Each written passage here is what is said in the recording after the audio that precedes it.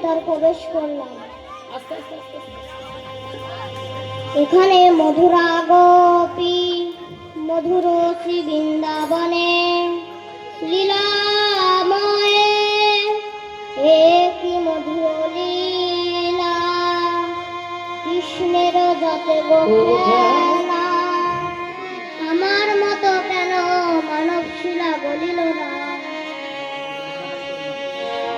বৃন্দাবনের আকাশ মধুর, বৃন্দাবনের বাতাস মধুর, মধুময় শ্রী বৃন্দাবনে বালক গোপাল মা যশোমতীকৃত বেশভূষণে সুসজ্জিত হইয়া দাদা বলরাম এবং সকল রাখাল বালকগণকে সঙ্গে লইয়া গোষ্ঠে গমন করছে।